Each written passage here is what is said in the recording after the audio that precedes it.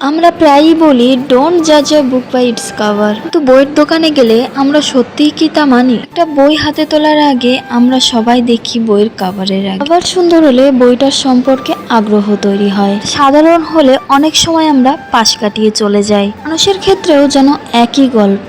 আমরা বলি রূপ নয়, যেন গুণই আসল। তো প্রথম দেখায় আমরা তার গুণ দেখি না, দেখি চেহারা, পোশাক, তার উপস্থিতি। প্রথম ধারণা তৈরি হয় কিন্তু তার রূপ দিয়েই। তাই বলে কি রূপই সব?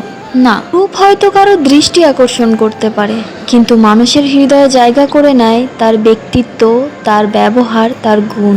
তবে রূপের গুরুত্ব আছে, সেটা অস্বীকার করার উপায় নেই। তবে রূপ ক্ষণস্থায়ী আর গুণ চিরস্থায়ী। রূপ মানুষকে কাছে ডাকে ঠিকই, কিন্তু গুণ মানুষকে পাশে রাখে। এই জীবনের শেষ হিসেবটা কখনোই রূপ দিয়ে হয় না। চোখে পড়ার জন্য রূপের প্রয়োজন হতে পারে, কিন্তু মনে থাকার জন্য গুণের প্রয়োজন। রূপ হয়তো মানুষের প্রথম দরজাটা খুলে দেয়, কিন্তু শেষ পর্যন্ত মানুষের প্রকৃত পরিচয় হয়ে ওঠে তার গুণ, ব্যবহার, তার মানসিকতা। আজ আমি কিছু মনের কথা শেয়ার করলাম, জানি না তোমাদের কেমন লাগবে। ভিডিওটা আমি এখানেই শেষ করছি। ভিডিওটা কেমন লাগলো জানিও।